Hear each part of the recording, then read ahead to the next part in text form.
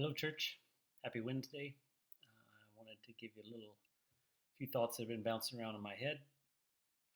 I actually posted about them today on my website. I'll put the address down below so you can read a little more in detail. But one of the things that has struck me, especially in this time of pandemic, time of racial unrest, time of social media blitz and 24-hour news cycles, is that one of the skills we need as a believer is to receive things instead of reacting to them.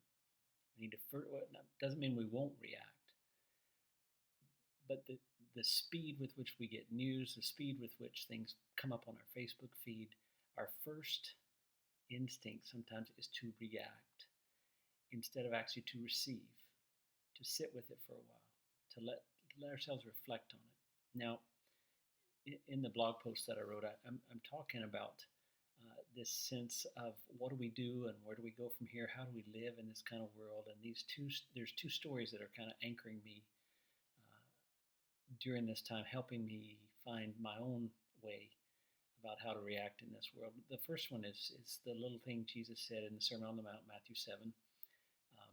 You're trying to help people get a speck out of their eye, but you've got a plank in your own. First, take the plank out of your own eye, and then you'll see clearly to help people take the speck out of theirs. And that's what I mean. We very often hear something, we respond to something, we react right away instead of receiving, sitting with it, and then looking inward at our own. What is God saying to me through this? What is He saying about me? What is He exposing about me?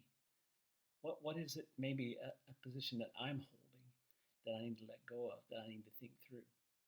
So I need to take a look into my own eye first, at the plank, see what's going on there. Receive what's coming instead of reacting immediately. And the other thing that stood out to me, I was reading a sermon by Tim Keller on the story in Matthew 9 where Jesus calls Matthew, a tax collector, to be his disciple, and then he goes over and has a party, has dinner at Matthew's house with all Matthew's friends, and the religious leaders are furious.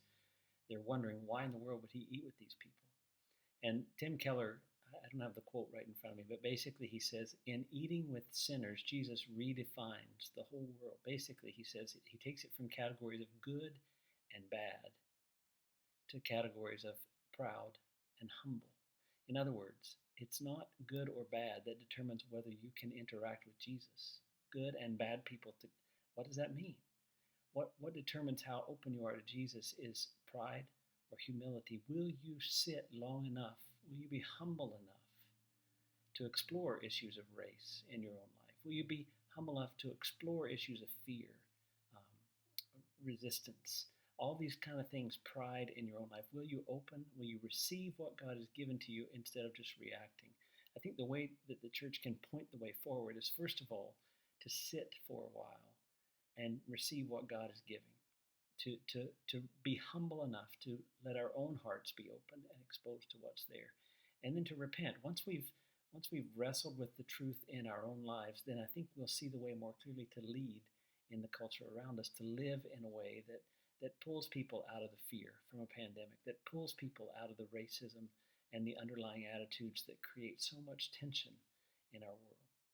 So I want to encourage you this week, as you read through the news, as you see it, to take a moment, catch your breath, and instead of reacting to something by instantly forming a conclusion and deciding which side you're on, instead of reacting, receive it. Sit with it for a while. Say, God, show me what it is that maybe you want me to see in this. What is there a plank in my own eye here?